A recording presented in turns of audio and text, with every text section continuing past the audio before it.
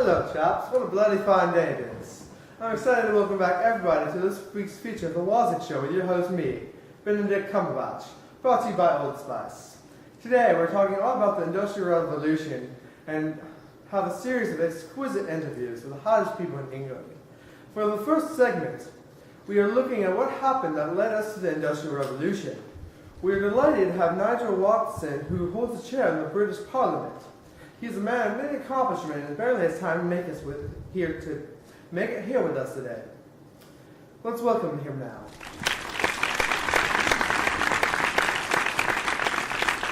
Hello, thank you very much for having me here today. Nice to meet you. How do you feel about the stability of the British government? The government feels actually very stable in its structure and the workings of it. Without all this instability, it allows us to put our focus on more than the laws and towards the more important matters. It's so stable, one might say that it's as stable as my horse. Where do you currently work? Who gives the horse a last name? Rich, white, educated elite. So I've heard a lot about all this new trade stuff that's been happening around these parts. Can you explain a little bit about that? Sure. We have risen to be the largest free trade area in all of Europe, with such a great water transportation methods including coastal, river, and canal waterways, plus addition of amazing toll-free roads. Furthermore, Britain is the leading exporter of guns, hardware, and tools, as well as being known as the largest shipbuilding and merchant marine in the world. Blimey! That's quite the mouthful. Yeah, quite is. Well, I'm quite proud of the accomplishments of our beautiful country. Did I mention how the middle class has expanded and increased the amount of goods they are buying, creating a need for the development of new networks for shipping and finance? Well, I'm glad to hear things are going over so well. Thank you very much for joining us, Mr. Watson. It's very delightful to have you here with us today. I hope all goes well back in Parliament. Good evening. Thank you. Good luck with your cat. Continuing on with the show, let's get someone new out here. All the way from the countryside, we have Alice Chastain, a hard-working agricultural worker helping provide us all with delicious food. Yum.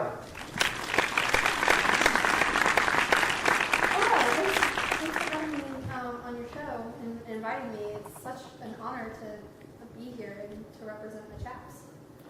So, tell me about how the agriculture has changed around here. Well, back home, everyone's talking about this thing that they're calling the agricultural revolution. We have so many different crops available to us now. It's just bonkers. We can pack many potatoes in a tight area. It's very productive and very beneficial. We can output a lot more food too, and we can feed a lot more people that way. We also grow a lot of corn as well. That's wonderful to hear. Now, I've heard some things floating around about the inclusion movement the government has put into place. Would you explain a little bit about that? Definitely. What's happening is the government is taking grounds that used to be common grounds and making the workers drain them and change them into fields for crop rotation and livestock to be placed in it. This increases some of the farming production, but caused some of the former farmers to have to go into textile production. I see. This is all the information that the public loves to hear about. With all the new technology that's being produced lately, has the agricultural department seen any new changes? Why, yes, we have. We have gained new equipment and technology with hybrid seeds and fertilizers. Indirectly, Eli Whitney has added so much to what our agricultural fields is capable of. By giving us the cotton gin, we are able to process large amounts of cotton much faster, and we have to work harder to keep up with the demand. It's amazing to hear about all the things that are happening thanks to the Industrial Revolution. Well, I believe we're out of time for now, but thank you very much for joining us, Alice. No, thank you for having me here today. Well, it was not quite the riveting story. I must say, all this chat is making me quite parched.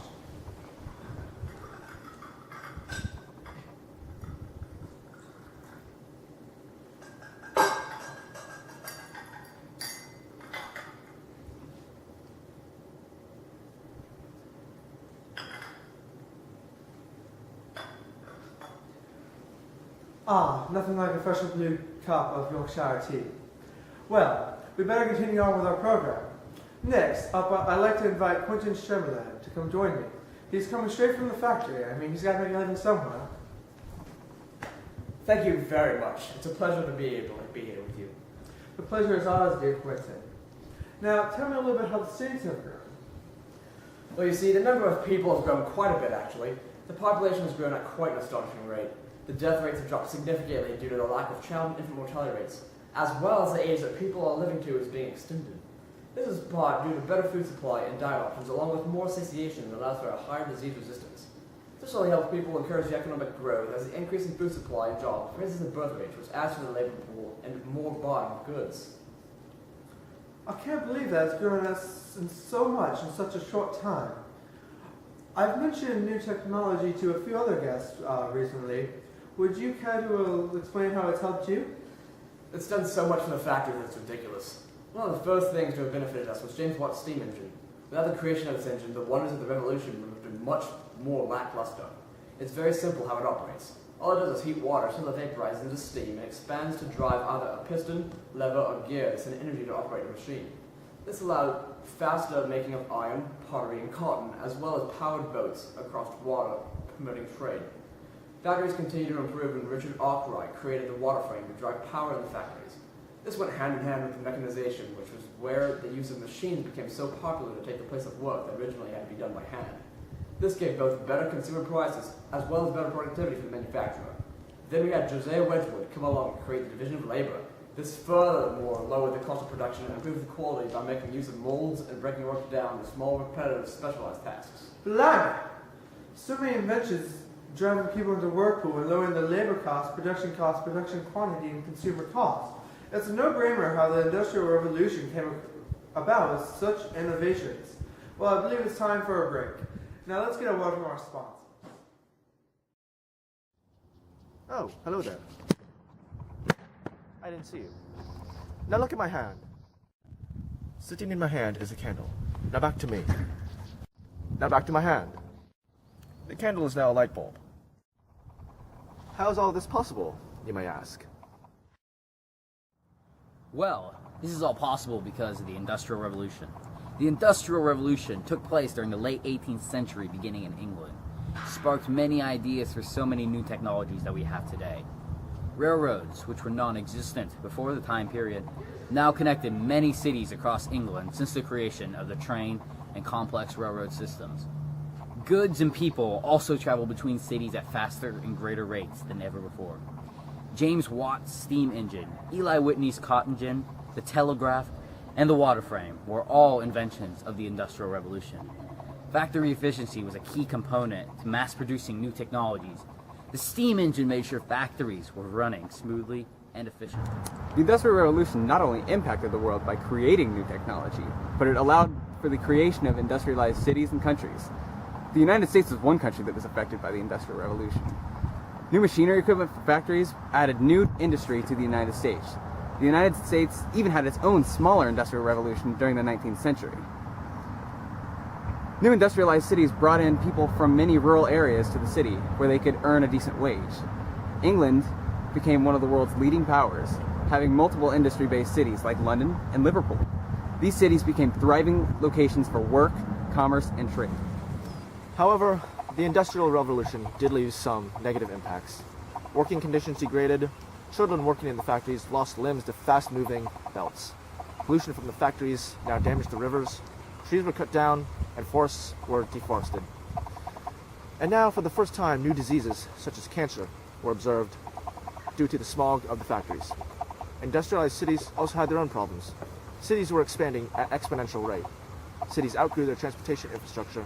Residential areas weren't planned out, and therefore houses could be built literally right between an industrial plant and a coal mine. Population in the city also became extremely dense. Larger compact living areas, known as tenements, housed people immigrating from rural areas. Remember, anything is possible with the Industrial Revolution. I'm on a train.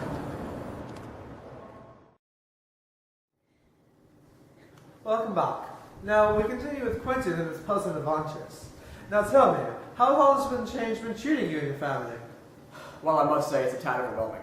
For all of us, we were all pretty spread out and we all farmed. Also, any industry was done at home in small quantities. Yes, but we must move forward once we are. Isn't it great? All the trains, machines, higher living standards, and better health. It is in progress, but perhaps the workdays don't have to be so long.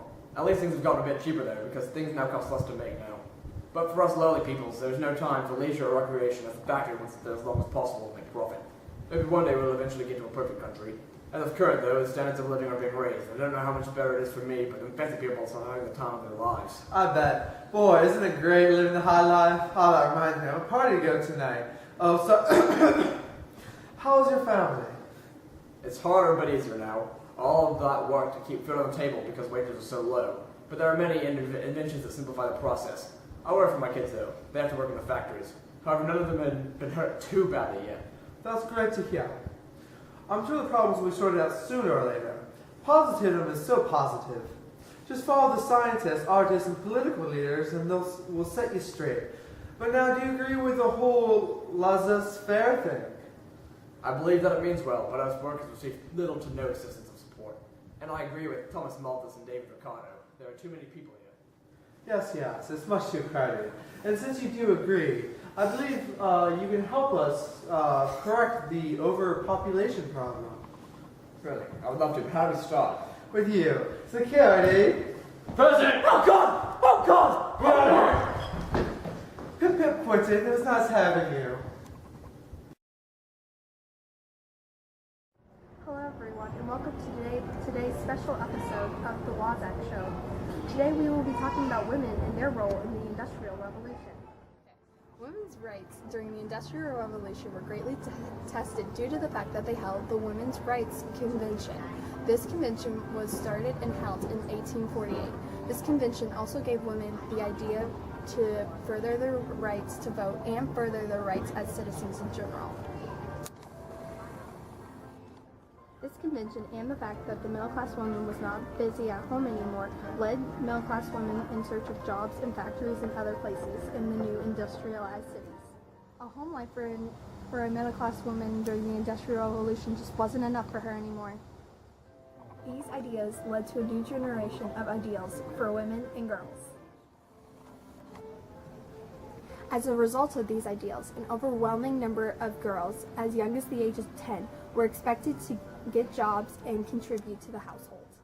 It was not till many years later that more women joined the workforce, and this led women to have an easier time in the workforce because they could balance work and home life more easily.